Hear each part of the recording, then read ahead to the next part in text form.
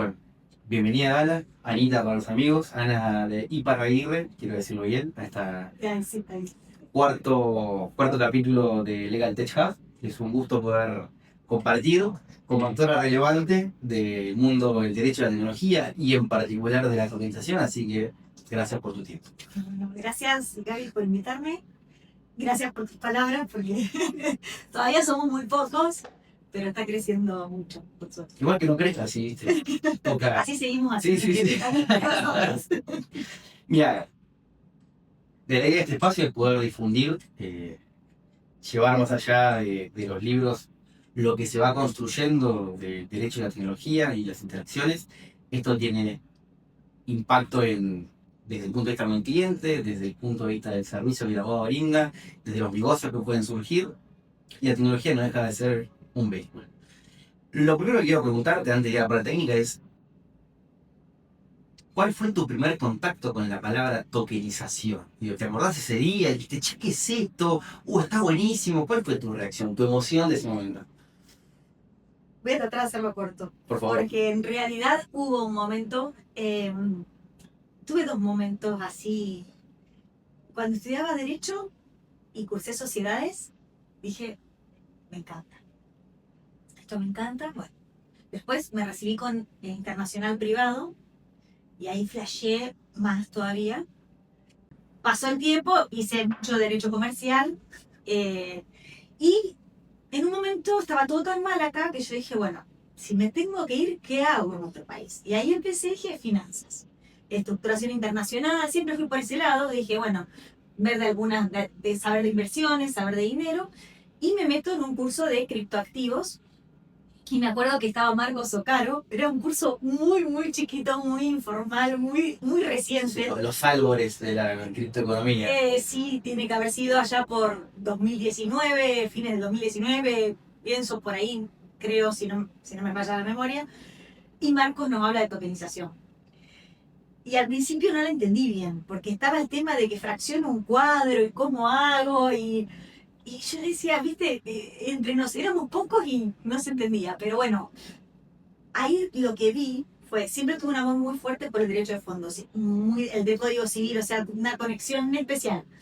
Y acá es derecho de fondo y finanzas, que fue lo que en la segunda etapa de mi vida, yo le llamo así porque es como que quiero dejar la carrera tradicional y darle un vuelco. Ahí dije, bueno, este es el match ideal. Okay. Y tiene mucho para mí de pasión todo esto. Ya había entonces cierta formación en finanzas que acompañaba esa formación en derecho, que después se vehiculiza en, bueno, esto que es un token que ahora vamos a Así es. un poco comenzar. Está bueno esa necesidad de nutrirse de otros campos, creo que cada día va a quedar más patente. Esto es completamente interdisciplinario.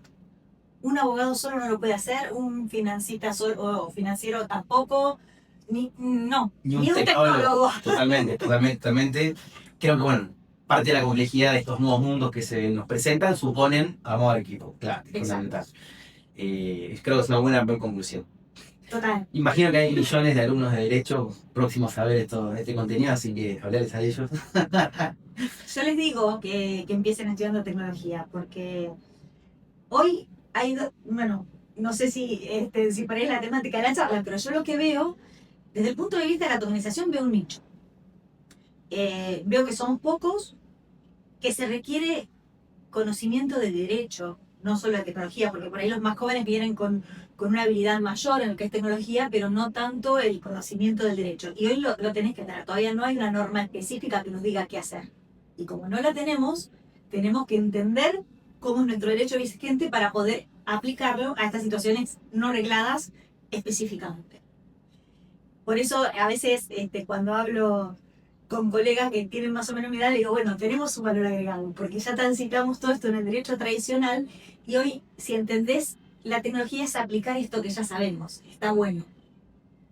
Pero también vos ves lo de la inteligencia artificial, que por esto yo te digo, de este lado tenemos un nicho que está buenísimo, pero por el otro lado tenés todos estos nuevos lenguajes que para los que recién se reciben, les genera, si no saben de tecnología, va a ser muy difícil poder ingresar.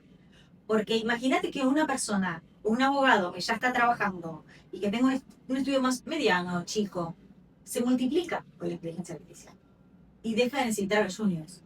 Entonces, aquellos juniors que tengan un conocimiento, que puedan mostrar su valor agregado porque conocen de tecnología, uno los va a incorporar. Porque necesitas a alguien que esté permanentemente conociendo, pero si no, ¿cómo accedes? Si ya Sí, lo sí. reemplazás. Y los trabajos de entrada están El umbral reemplazados. claro, exactamente. Hay una franja que se va a tener que esforzar para llegar. Sumado a eso que hay una gran producción de abogados anualmente, siempre hago el comentario, es muy barato con una facultad de Derecho, un TISA, un par de libros y abogados que te den clase, es mucho más barato que una facultad de Geología. Así que ahora bueno, una circunstancia para prestar atención, potenciadora pero que trae sus consecuencias. Sí, potenciadora para lo que, no quiero usar la palabra para los buenos, pero para los que ya tenían ese fuego o esa responsabilidad o esa tenacidad de seguir adelante. Para aquel que busca el resultado rápido no sirve porque no es fiable todavía y aparte no Se es pierde el así. estilo, sí, No. totalmente, totalmente. Bueno, es un gran tema que sin duda va a ser objeto de próximos capítulos, pero vale un montón del aporte. Volviendo, sí, a tu mensación, si querés compartir una muy breve definición de qué sería tokenizar algo, y así vamos a rascar un poco detrás de esa cascarita, o por dónde introducirías técnicamente el tema. Bien, de manera muy simple, tokenizar es convertir un activo del mundo real en un criptoactivo. Cuando uno, como así, sencillo. Cuando hablamos de criptoactivos, la gente enseguida piensa en criptomonedas. A mí me gusta mucho hacer un paralelo de decir, bueno, la criptomoneda es a blockchain, lo que el email es a internet. Claro, gracias. Hay muchísimo más. Sí, No nos sí. quedemos ahí. Sí. Y la tokenización para mí es la frutilla del postre de todo esto, porque es lo que logra liberar esta iliquidez contenida que tienen ciertos activos, que a través de la tecnología y con un buen vínculo jurídico y una normativa adecuada, porque después vamos a ver que se puede tokenizar con y sin normativa, pero los efectos son diferentes, se generan nuevos modelos de negocios, nuevas vías de financiamiento, esto es fundamental, y además se crea un nuevo segmento de inversores, de microinversores, personas que estuvieron excluidas siempre del mercado financiero, personas comunes, caminantes de a pie, que no tienen ni siquiera educación financiera y que a veces se gastan su dinero porque no saben qué hacer si les sobraron $100, por poner un número, y a lo mejor de esta manera aparecen productos que no conocen el producto, no conocen la tecnología, pero conocen que detrás hay un inmueble, o hay un campo, o hay algo que ellos saben, hay un jugador de fútbol, que ellos saben que es rentable y que hoy pueden acceder, porque a través de la tecnología se baja el umbral de acceso y ellos pueden acceder en esa porción a ese negocio, recibir las utilidades proporcionales. Qué importante una macro ordenada en ese contexto, ¿no? Porque si te la vas a gastar porque lo mejor que puede hacer y lo más lógico, bueno, digo, esperemos que nuevos contextos traigan nuevas oportunidades. Porque así como Argentina fue capital cripto, producto de la early adopter de toda una población que buscaba preservar valor, bueno, cambiando ese contexto, busquemos dónde alocaron esos pequeños valores para generar una rentabilidad. Totalmente. Totalmente. Igual el hecho de que Argentina sea tan early adopter, como decís vos, y que esté tan masivo, porque hay más de 11 millones de billeteras abiertas, se transaccionan 91.100 este año, 91.100 millones de dólares se transaccionaron en cripto. Si vos ves, yo leía lo de la deuda de IPF, la histórica, que son 16.000. ¿Cuántas deudas? ¿Cuántas veces? Sí. Y eso es lo que se transacciona. Y es muy importante porque esto va a funcionar en la medida en que haya adopción. O sea, tiene un montón de ventajas, pero es fundamental la adopción. Y por supuesto siempre, bueno, la normativa, por supuesto. Pero complementándote esto que me decías, una definición así cortita. Bueno, tokenizar es convertir un activo del mundo real en un criptoactivo. Pero ¿cómo hago? Si las leyes de la física a mí no me dejan, yo no puedo desmaterializar un activo y pasarlo de átomos a bits. No lo puedo hacer. Entonces ahí es donde entra la tarea de los abogados, y está buenísimo donde está este nicho que decimos, porque lo que hay que generar es un vínculo jurídico que logre enlazar este activo del mundo real con su representación digital, que es el token, para que este activo que está acá no pueda ser vendido de otra manera, y solamente este token sea el que contenga los derechos, y que si yo vendo el token, vendo el activo. Y en esto entran a jugar un montón de otros actores como validadores físicos o certificadores de que el activo existe, de que es de titularidad del emisor, de que no varió su estado. Y bueno, por el otro lado, dónde transacciono este token y qué funcionalidades extras tengo, porque el plus de la tokenización, y es lo que lo hace tan diferente a cualquier otro modelo de negocios, es que yo puedo utilizar este token, que es un activo, y lo llevo a las finanzas descentralizadas y lo uso de colateral. Tiene múltiples funciones. Entonces, va todo en creciendo. Claro, exponencial de lo que Exactamente. se traba atrás de cada cosa, que también es parte de la complejidad que presenta el ecosistema. De la interdisciplinaria, de que es interdisciplinario. Correcto. Es lo que decíamos antes. Bueno, mucho para preguntar en este contexto. Esta representación que mencionabas, ese activo físico y ese vínculo jurídico con ese token que no deja de ser una representación digital, o sea, algo que uno manipula dentro de una wallet, básicamente. ¿Cómo hoy se está haciendo, por lo menos en Argentina?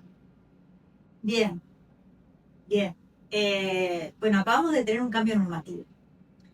Entonces, yo te puedo decir cómo lo veníamos haciendo. Me interesa el cómo lo venimos haciendo porque ahora vamos a hablar de la 1069, que hay que ver si lo vamos a hacer así. Exacto. ¿Cómo lo veníamos haciendo? Bueno, en realidad, cuando uno habla de tecnología, el token es una línea de código. Inscripta, o sea, registrada Corriendo sobre blockchain. corriendo sobre La particularidad que esto implica que será otro capítulo. Más allá de que esté el vínculo jurídico y todo, el token es eso. Entonces, en definitiva, eso a mí no me altera. ¿Cómo, digo, qué normativa le aplico a ese token? La del activo subyacente, porque la tecnología es neutra. Entonces, si yo voy a ir a la del activo subyacente, tengo que ver cómo estructuraron una tokenización en función de ese activo. Si se trata de un activo con derechos reales, estoy complicada porque justamente la particularidad que tienen los inmuebles hizo que el derecho los dote de formalidades para protegerlos y por su importancia económica. Entonces, era necesario. Hoy, ¿qué es necesario si yo quiero adquirir derechos reales o transmitirlos? Juntar título y modo y registrarlos en el registro de la propiedad. Título, una escritura pública, y modo, que es la tradición, o sea, la manifestación fáctica de la voluntad de vender. Ahora, estamos hablando de una escritura pública. Necesariamente es off-chain, por fuera de la blockchain. Entonces, esto va a hacer que vos me decís, ¿puedo tokenizar derechos reales? Sí, puedo, porque puedo tokenizar un derecho real ya constituido, una escritura, yo la puedo vincular al token. Siempre no tenemos normativa, pero con inventiva, con anotaciones marginales, o sea, de alguna manera uno podría llegar a hacer un NFT de un departamento, si se quiere. Cierta alquimia jurídica. Exacto, pero digamos que sería completamente defendible y puedo tener un token que represente ese departamento. El problema yo lo voy a tener si yo transfiero, si yo te doy ese token, vos no te convertís en titular del departamento, porque para eso necesito una escritura pública y necesariamente es un acto off-chain. De manera que pierde funcionalidad el token, o sea, no me sirve para nada. ¿Puedo tokenizar? Sí, no lo puedo transferir, no tiene efectos jurídicos. Derecho real, derecho personal. Bien. Derecho real, ya sabemos que tenemos esta dificultad de transfer, o sea, que no produce efectos jurídicos, porque necesito requisitos extras. Entonces nos vamos a los derechos personales. El derecho personal se constituye con el encuentro de las dos voluntades, del acuerdo de partes. Entonces es fácilmente digitalizable. Y de esta manera sí tenemos normativa de firma digital, tenemos el Código Civil y Comercial, tenemos un marco normativo que reconoce equivalencia funcional a los documentos digitales. Entonces podemos hacer, por ejemplo, ahí sí tokenizar participaciones de un fideicomiso. Entonces lo que uno hace es, en lugar de tokenizar directamente derechos reales, se incorpora el bien a un vehículo jurídico que en Argentina es un fideicomiso por su versatilidad y porque al no ser una persona jurídica y ser un contrato es mucho más flexible, pero en otros países es una sociedad, un LLC, varía según la jurisdicción. Nosotros tenemos una normativa muy flexible y que difiere del resto de América Latina porque podemos tener un fiduciario que puede ser una persona física sin ninguna otra calidad. En cambio, en el resto entonces es mucho más barato. Claro. En el resto de América Latina, en la mayoría de los países, el fiduciario tiene que ser una institución financiera o un Paraguay, banco. sin ir más lejos, tiene Exactamente. Encarece muchísimo la estructuración. ¿Cómo veníamos haciéndolo nosotros entonces? El fideicomiso tenía el bien, lo incorporamos al fideicomiso, el token holder va a ser un fiduciante adherente que además tiene la calidad de beneficiario, proporcional a su aporte. Hasta ahí venimos bien. El tema es que nosotros tenemos la ley de mercado de capitales, que hasta ahora, no recuerdo cuándo salió, la 1069 que día. Cada 3 semanas a la fecha de este video. Entonces, hasta que salió la 1069 no había nada, más que una consulta pública, de manera que si nosotros caíamos en normativa del mercado de capitales, no teníamos una regla que nos diga que ese token iba a tener un efecto jurídico. En realidad no tenemos una norma en Argentina que le otorgue efectos jurídicos al token, o que nos diga que por tener el control del token somos propietarios de él y que se pueda ejecutar. Ahí ¿no? el valor del derecho de fondo, ¿no? O sea, el contrato atípico, que las partes, las partes pacten, va a poder ser ley para ellos. Exacto. Ahora, el problema lo tenés cuando vas a decir, bueno, me incumplieron y lo tengo que ir a ejecutar. Entonces ahí tengo que ir a peritos que reconozcan que está en blockchain. O sea, hay una serie de inconvenientes que se presentan y le quitan toda esta funcionalidad, esta agilidad y eficiencia que tiene el token si no me lo recepta la norma y me da un camino claro y fácil para hacerlo cumplir al derecho que yo adquirí. Quiero detenerme un segundo ahí y partiendo de que has compartido tu pasión por el derecho internacional privado, yo muchas veces, es pregunta y es reflexión, muchas veces siento que nos desvelamos pensando este tipo de cuestiones en materia de cumplimiento contractual y competencia y jurisdicción, cuando este tipo de tecnologías, blockchain en particular, que son tecnologías políticas que buscan evitar caer en territorios, caer en jurisdicciones, caer en la decisión de un tercero, por el motivo que fuera, que críticas podemos encontrar fácilmente, y suena una contradicción, ¿no? Quiero usar una herramienta que nació para puentear toda esta mi estructura y termina forzando la máquina estrictamente porque no calza, de alguna manera. No uno va a Bahamas a litigar contra un fideicomiso estructurado como una organización o una sociedad por un token de $100, porque es antieconómico en definitiva. Es muy buena tu reflexión, se da una tensión ahí, producto de esto que hablábamos de que a la tecnología al ser neutra tengo que aplicar la normativa del subyacente y eso me va a la normativa de la jurisdicción. Lo que se está aplicando cuando compras un token de otro país es la ley de defensa del consumidor que determina que no son oponibles las prórrogas de jurisdicciones. Correcto. Igual no está resuelto, porque no solo, bueno, no es que no está resuelto, uno puede venir acá, pero tenés un problemón de que el juez conozca de blockchain, o sea, no están capacitados todavía, ni siquiera los autores del Poder Judicial. Y el exhorto que tenés que enviar. No me van a contestar más, está claro. Y además, por otro lado, y ahí acá lo veo desde el punto de vista de consultora de tokenización, los desarrolladores. Esto es un desaliento para los desarrolladores, porque estás armando todo un proyecto y bueno, que no toque, ahora cambió Estados Unidos, está cambiando, está genial, pero que no toque Estados Unidos, no le vendas a cuando vas a listear, que no sea un residente de Estados Unidos, que no tenga nacionalidad estadounidense, porque tocaste allá y las multas son siderales.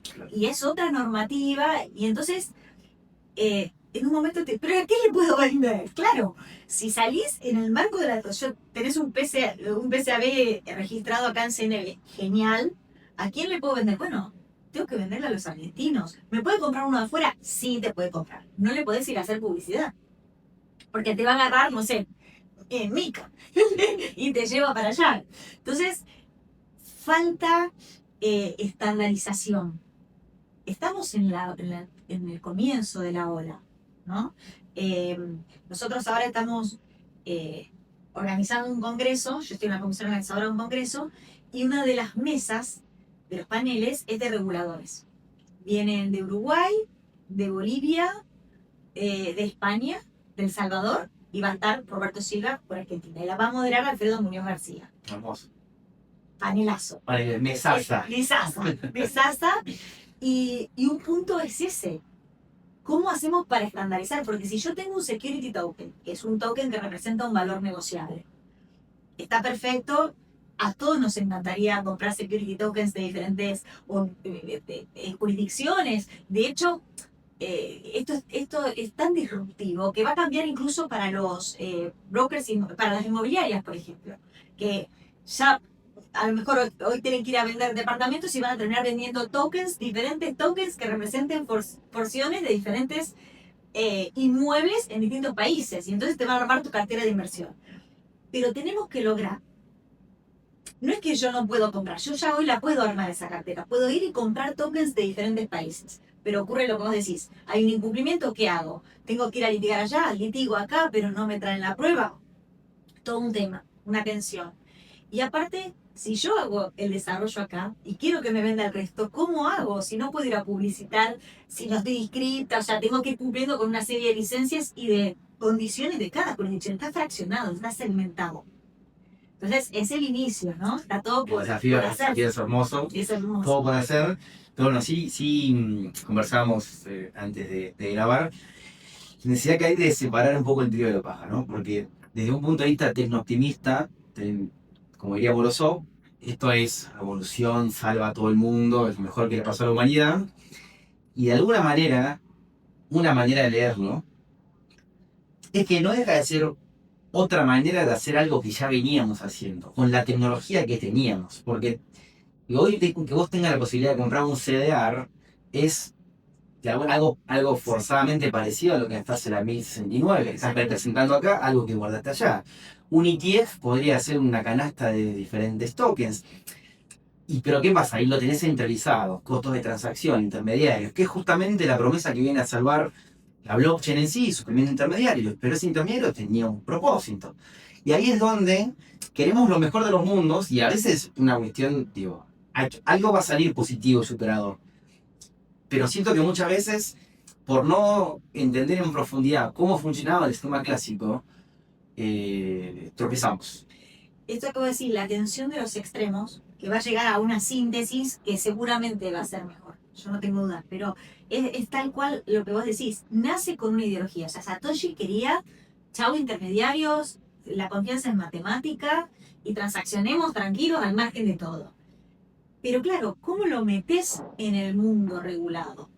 Y aparte, también se choca con la gente común.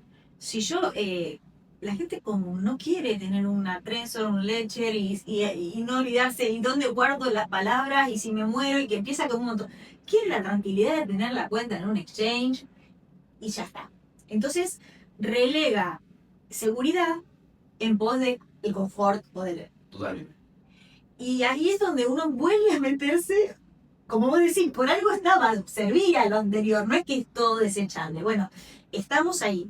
Yo creo que la tokenización aporta muchísimo, muchísimo. A mí me gusta mucho, hay un caso, no lo voy a explicar acá porque lleva tiempo, pero el de OpenVino, si lo quieren ver, es muy interesante porque muestra como una empresa que hace una bodega que produce vinos, tokeniza, apenas tiene el líquido, o sea, apenas cosecha y ya sabe que tiene 16.000 litros y cuántas botellas va a tener, las tokeniza y vende una parte de su producción. Al inicio, esas botellas van a estar 3 años en reserva. Ese token, esa porción que ellos vendieron, que lo vendieron bastante al costo, para el usuario o token holder es una oportunidad, porque dentro de 3 años va a valer más porque voy a tener el vino, lo puedo redimir. Y además debería ir subiendo el token porque me acerco al momento de tener vino. Pero para la empresa es una vía de financiamiento anticipada de un producto futuro. Correcto. Y eso es mágico porque no voy a un banco, no tengo tasas, me autofinancio. Y esto lo puede hacer, o sea, con la tokenización es realmente muy interesante. Y en ese caso, a título informativo, ¿cómo escapa de la regulación de CNB? Bueno, es una pregunta muy incisiva, porque en realidad, en mi opinión, es un security token. Ok, polémico. Ellos defienden que no, por supuesto, está bien. Pero, ¿por qué decimos security token? Nuestra ley de mercado de capitales, cuando describe o define el término a los valores negociables, es una definición bastante amplia. Si bien detalla algunos, pero deja así amplio. Y en una de las partes habla de contrato de inversión. Cuando habla de contrato de inversión, eso nos lleva directamente a Estados Unidos, a la jurisprudencia del test de Howey, que es un caso jurisprudencial que determina cuándo hay un contrato de inversión.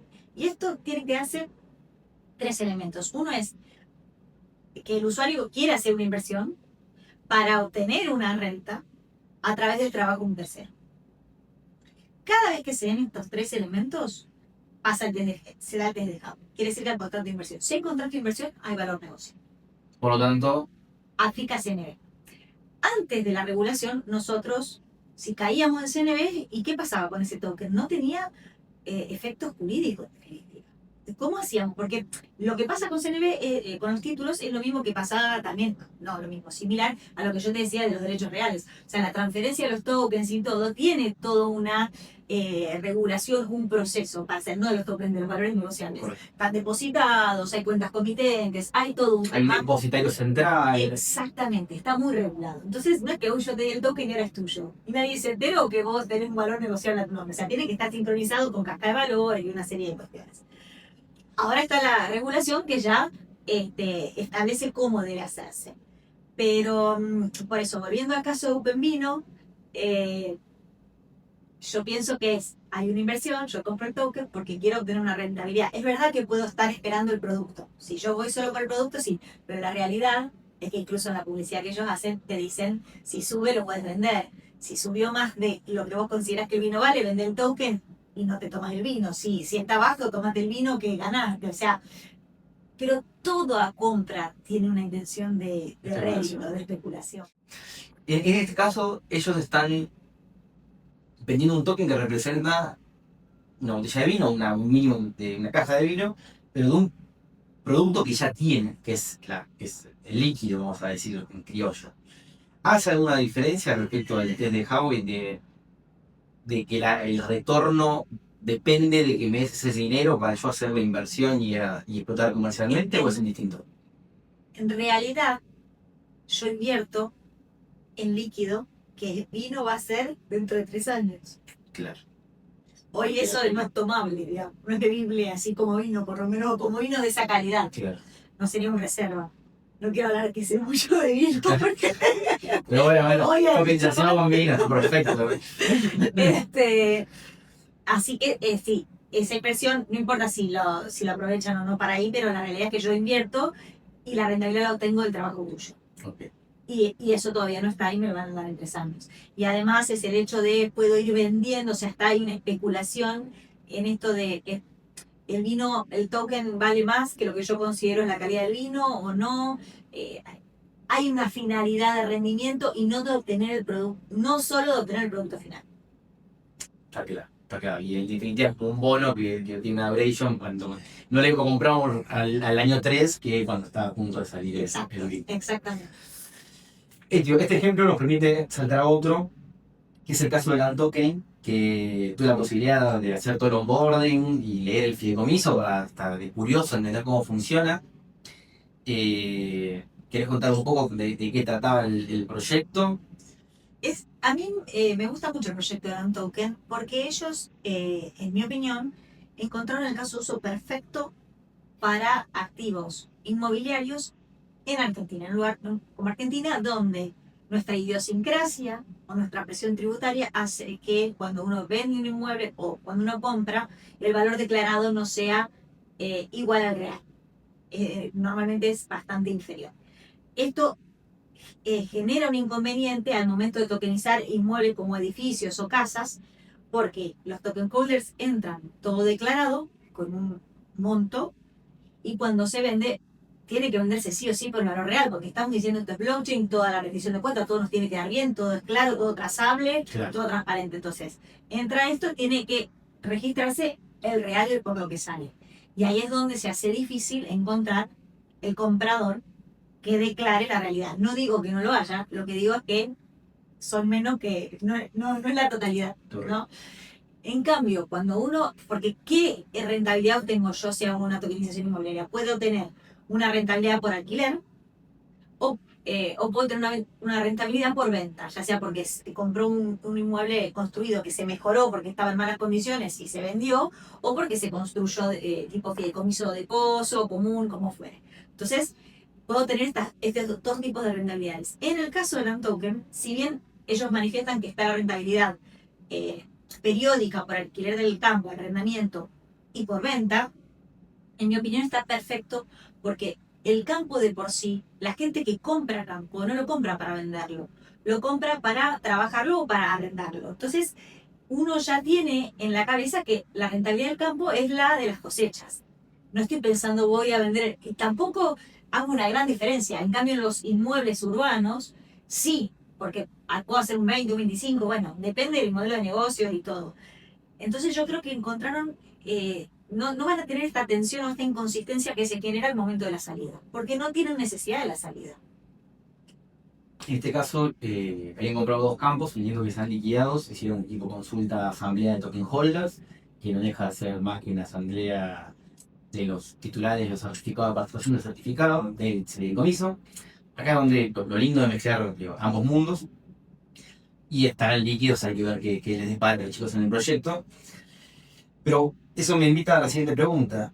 ¿Cuál es el...? Ok, liberamos la liquidez de un activo del mundo real. Yo como token holder, ¿qué hago ahora con ese token? ¿Tengo mercado secundario? ¿No tengo? ¿A quién se lo mando? ¿Qué implican los derechos representados en ese token? Bien, la pregunta es Sí, muy precisa. No, finita, pero bien precisa. Hoy, o sea, hasta que salió la 1069 de la CNB, no teníamos ninguna regulación en materia de tokenización. Uno podría decir, aplico el sistema jurídico, el marco normativo que tenemos y vamos viendo. Pero se genera esta incertidumbre de que no tengo una ley que me diga que este token tiene un efecto jurídico. Entonces, bueno, depende de la interpretación del juez. Mientras está todo bien, estamos todos perfectos. El problema es ahí. Ahora bien, sale la resolución de CNB que lo que hace es regular la tokenización de los valores negociables que sean valores representativos de deuda o certificados de participación de fideicomisos financieros o cuota parte de fondos comunes de inversión cerrados que hagan oferta pública. O sea, son unos tipos específicos de valores negociables. Eso es lo que podemos tokenizar, que en realidad yo le hablo de una representación digital adicional, porque el título valor puede ser puede ser cartular o escritural. Y tiene que estar sí o sí depositado en caja de valores. Entonces, sin alterar la normativa de fondo y dentro del marco de las facultades del CNB, genera esta representación digital y ese es el token. Entonces, hace todo el proceso igual, pero con el token. ¿Y cuál es la diferencia? Este token tiene que ser colocado por los PCAB o PSA, según como les gusta decirlo, que son los exchange, por ejemplo. Pero establece una limitación. Esta es una normativa que va a durar un año nomás y que establece un sandbox abierto, no es caso por caso. Todos los que quieran vengan al sandbox, pero dura un año. Y solamente vas a poder vender el token entre 5 PSAB que elija el emisor. Nada más. No puede salir de ahí, no puede ir a finanzas descentralizadas. Ok. Esto hace que esté en un entorno controlado y le resta muchísima funcionalidad. En realidad, lo que más se critica es que me obliga a pasar por el proceso tradicional de oferta pública para después agregarle la capa de tokenización. Es decir, si yo ya pasé, ¿para qué voy a hacer la tokenización si ya lo coloco por los agentes tradicionales? Yo que estuve presenciando el proceso desde el inicio y la verdad es que para mí es un gran primer paso que le falta un montón, pero es poner sobre la mesa, empezar a hablar de tokenización, empezar a regular, a darle ciertos efectos jurídicos que no son muchos, porque en un momento hace como un tiro por elevación para para la justicia, donde les dice, bueno, mira, en caso de quiebra del PSAB o del titular registral, aplica el 138. Es decir, plantea una segregación de activos. Los activos de los clientes no pueden mezclarse con los activos del PSAB.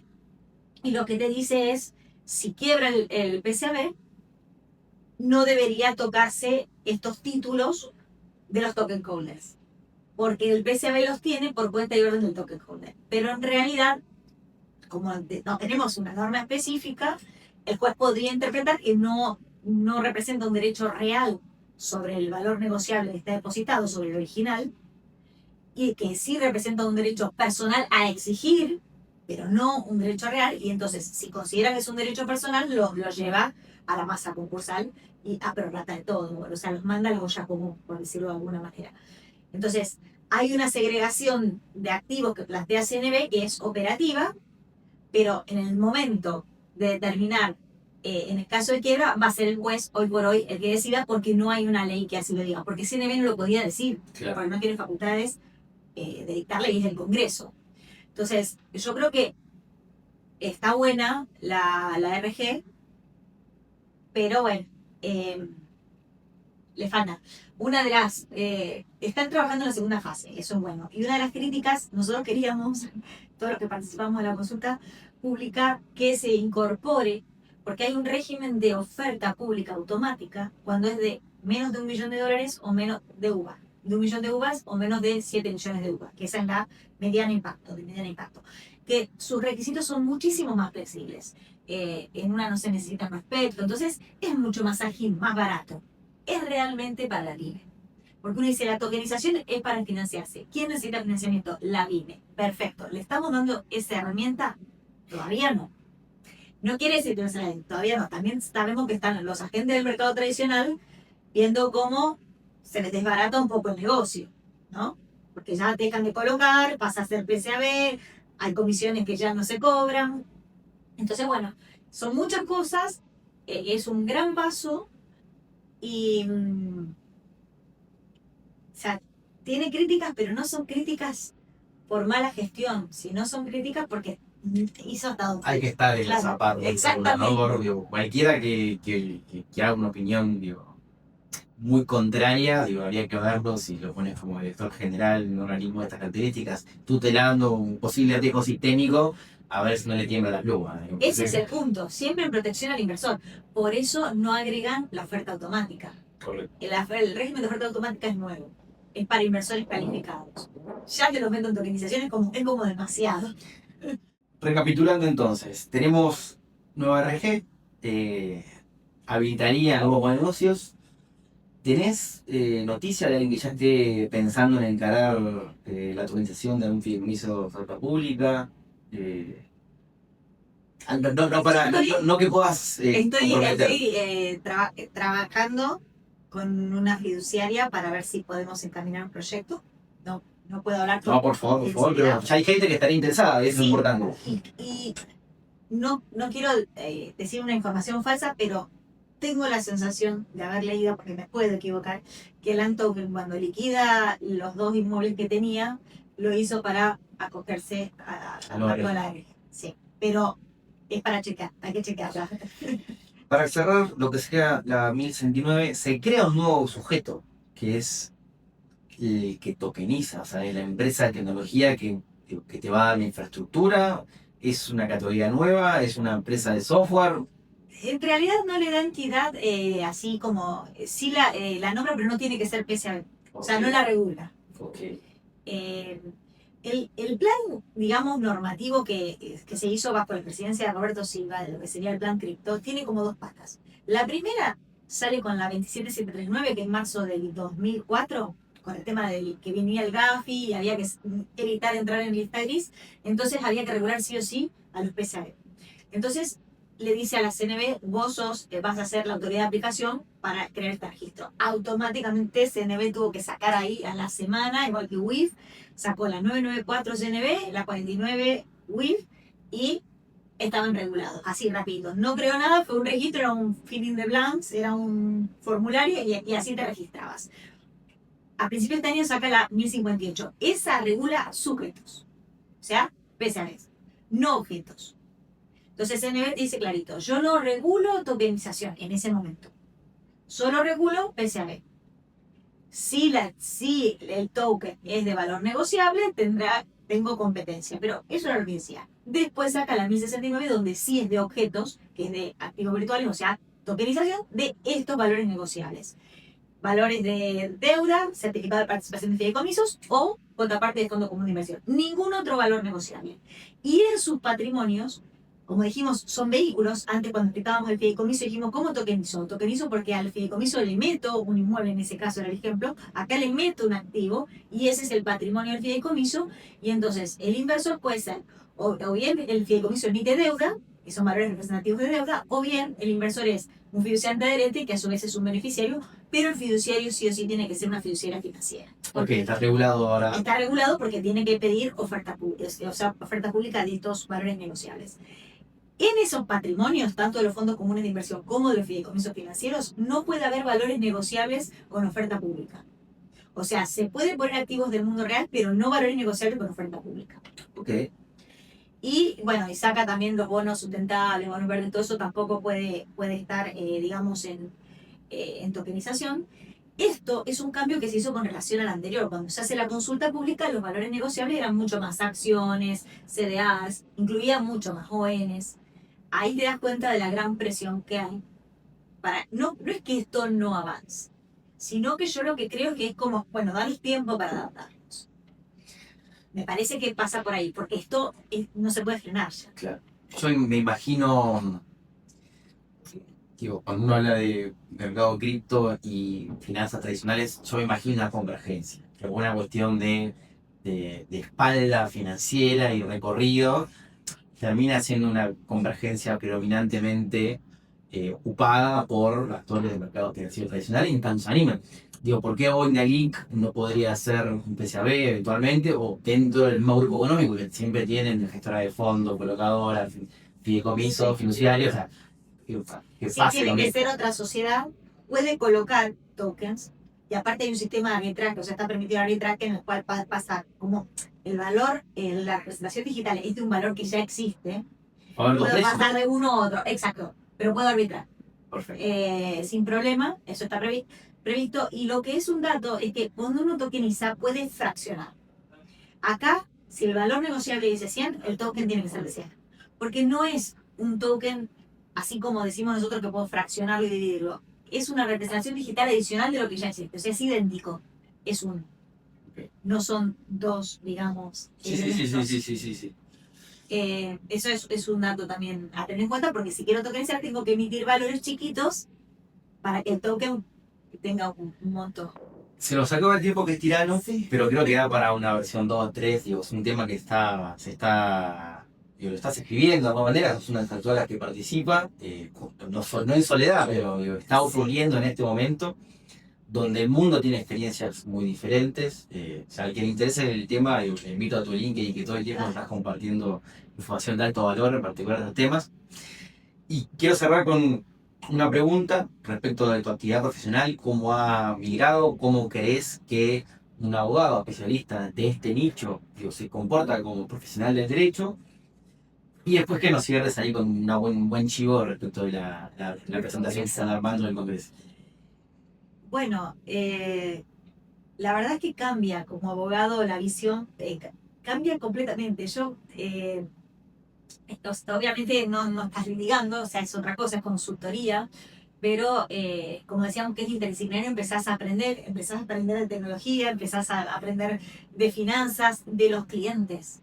El cliente cuando te plantea que quiere tokenizar y te cuenta su modelo de negocios, es como que empezás a ver un montón de alternativas que antes no las tenías, porque uno hasta que no piensa, no surgen estas cosas. Entonces, es realmente muy ¿El interesante. abogado participa entonces, da su cincelada a la hora de definir el modelo de negocio? ¿Los tokenomics Sí. escuchan?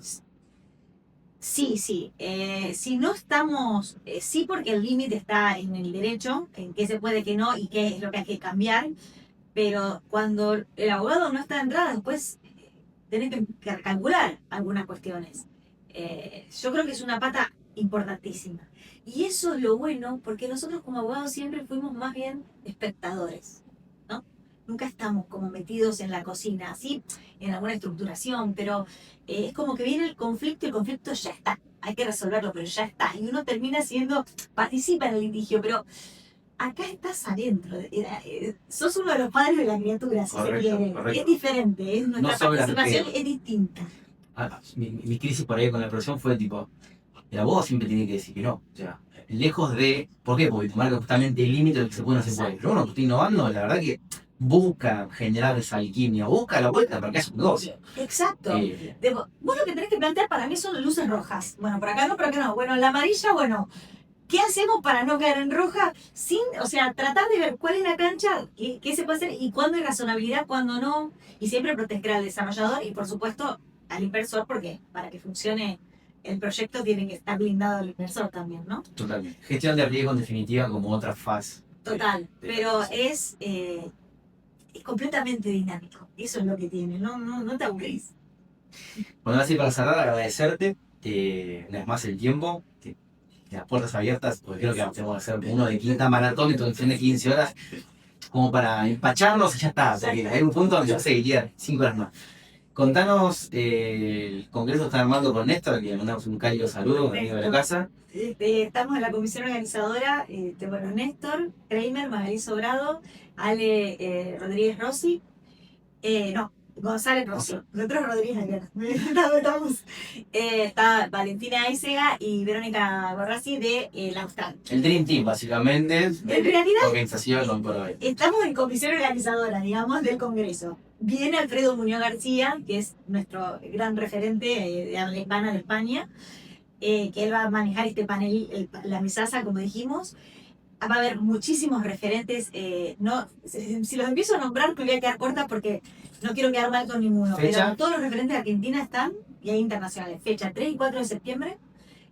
Por ahora va a ser en la sede del Austral de Cava, que es calle Cerrito 1200. Mejor, perfecto. Voy a tapilar un montón. No, por eso lo hicimos acá nomás. Va a ser híbrido y va a ser muy bueno. La idea es que sea un puente entre lo legal, el business y el regulador.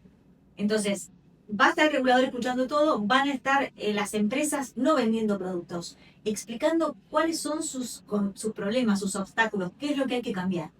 Va a estar el regulador y van a estar los académicos, grandes académicos, todos craneando, porque la idea es hacer paneles así, bomba, tirar la bomba y ver qué pasa. Sí, de muy alto nivel, y al final vamos a confeccionar un paper de referencia para los reguladores de la región, para tratar de apuntar hacia una estandarización, hacia un entendimiento, así como está la Unión Europea. Bueno, obviamente no podemos atribuirnos estas cuestiones, pero tratar de que entre reguladores haya un diálogo directo y un soporte, y que sea un paper de referencia como para decir, bueno, es por acá. El lucero al final del viaje, la posibilidad de poder transaccionar estos tokens en las diferentes jurisdicciones, ampliar el mercado. Sería fabuloso. Que de vuelta, es tecnología que nace para ser global, y ahí es donde esta tensión de decir, no cuadra. Pero bueno, te agradezco una vez más en nombre de todo el equipo de Legal Tech Hub. Estamos cerrando el cuarto capítulo, así que de vuelta, siempre invitada para Gracias a ustedes y espectacular lo que están haciendo. La verdad, unas felicitaciones.